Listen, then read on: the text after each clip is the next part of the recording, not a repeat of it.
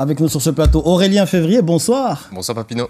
Alors on commence avec du karaté et cette question 6 mois après la demande de la dissolution du comité de karaté à Mayotte. Qu'en est-il ? Qu'en est-il ? On va le voir puisque les clubs continuent de fonctionner alors que la dissolution du comité elle n'est toujours pas actée. Pour le moment, Mayotte d'ailleurs sera présente la semaine prochaine du côté des championnats de France qui se dérouleront à Bourges. Nous faisons le point ce soir donc ensemble sur la situation du karaté mahorais. Séance d'entraînement au dojo de l'excellence à Kahani. Ici, les enfants sont âgés de 4 à 12 ans. Les grands sont chargés d'épauler les plus jeunes.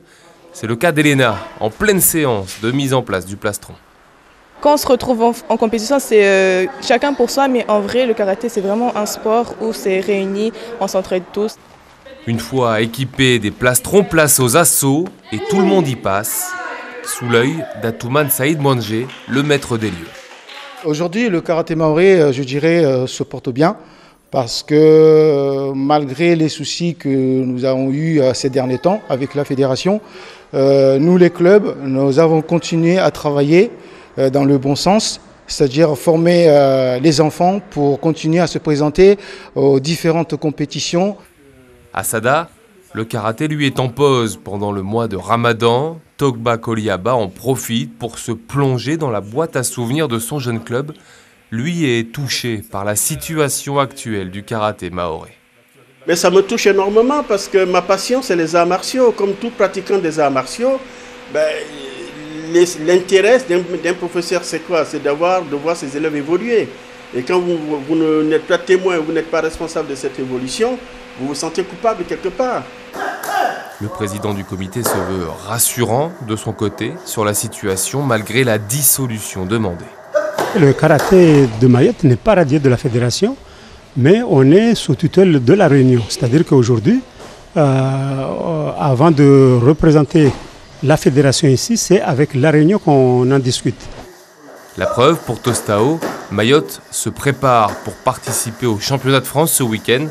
Chez les seniors, c'est Sharmzal Chamassi qui portera le kimono mahorais. Le 21 avril prochain, ce sera au tour de Maïline Youssoufou dans la catégorie cadette. C'est la 3e fois que je pars, mais quand même un peu stressée parce qu'il y a du niveau. Mais avec les dernières compétitions, je me suis quand même un peu habituée. Mais sinon, il y a toujours du stress. Elle sera accompagnée de Noah Cécile, présent dans le tableau masculin. Une façon pour le karaté mahorais de positiver malgré la situation actuelle avec la fédération française. Et le 6 et 7 avril prochain aura lieu l'Euro Passé, le tournoi international de basket des U13. Passé, c'est tout près de Rennes, en Bretagne, Aurélien. Ouais, tournoi renommé auquel va participer une vingtaine de Mahorais âgés de 12 à 13 ans. Et pour la première fois, Mayotte aura une équipe féminine à ce tournoi. Les garçons, de leur côté, participeront à la compétition pour la 3e fois. L'occasion, donc, par exemple, de se faire repérer par des clubs ou encore par les pôles espoirs de l'Hexagone. Raphaël Kahn et Nadia Ali, eux, ont pu assister à leur tout dernier entraînement. C'était ce dimanche du côté du plateau sportif du Baobab. Dernière ligne droite pour ces adolescents, pour revoir l'attaque et les tactiques de jeu, avant leur départ pour l'Hexagone, l'entrée dans la cour des grands, selon leur entraîneuse. C'est une découverte, une première, parce qu'ils vont avoir la chance de côtoyer d'autres infrastructures, d'autres personnes. Et puis pour eux, c'est aussi l'occasion d'être repérés par des recruteurs, parce que c'est un tournoi international. Ces jeunes devront faire leurs preuves. La pression est là pour celles qui rêvent de devenir basketteuses professionnelles. Je me sens un peu stressée, mais avec les entraînements, je commence à m'améliorer. J'espère que je vais être détectée là-bas et que partir à Pôle Espoir. Parmi les garçons, certains ont déjà participé à ce tournoi l'an dernier, comme Hakim. On a la meilleure équipe que l'année dernière. Donc peut-être on aura la chance pour gagner le tournoi. Son entraîneur est du même avis. Ils ont terminé 13e sur 24 équipes l'an dernier. Cette fois, ils visent les quarts de finale. Il sait que ces jeunes seront déterminés. Il y a pas mal des joueurs de l'équipe de France qui ont participé à ce tournoi, notamment Dokolo, Batum. Du coup, pour ces jeunes-là, ce sont des référents. Et jouer ce tournoi, c'est un plus. C'est un plus parce qu'ils vont se donner à fond, ils vont être motivés. Car difficile de devenir une star du basket sans structure pour professionnaliser les jeunes. Ici aujourd'hui nous n'avons pas les centres adaptés ou les pôles adaptés. Donc aujourd'hui on a l'occasion de les envoyer à Métropole.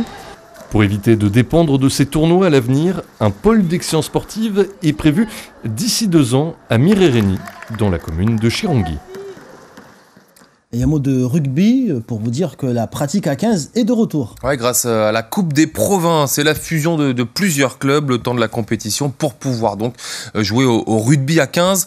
La deuxième journée, vous le voyez, se déroulait à l'Abattoir ce samedi. La province Est, celle du RCPT, du Desperados, s'est inclinée 12-10 face à la province Sud, formée par les clubs de Chiconi, Bouéni et Combani.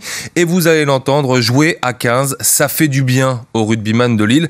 Réaction au micro de Chafion Madi. Et ouais, ça fait plaisir, ça fait longtemps qu'il n'y avait pas eu de 15 sur Mayotte. On est content de le faire et on s'est foutu la gueule sur le terrain, c'était cool. Pour certains, on n'avait pas fait de plaquage depuis le mois de décembre. Ça faisait un peu long, on s'est chauffé les épaules là, les 20 premières minutes. Il y a eu beaucoup de rythme. Après, on a réussi à tenir, on est super content parce qu'on n'a pas eu beaucoup de temps pour s'entraîner tous ensemble. Et puis on a réussi à trouver une cohésion là avec un entraînement et puis une préparation avant le match. Et on est super content, on ne s'attendait pas à ce résultat. Là, ce qui nous a manqué, c'est de terminer les coups. Parce que le match, on a bien joué, franchement. Je félicite l'équipe en face et mes coéquipiers. On a bien joué, mais ce qui nous a manqué, c'est de finir les actions.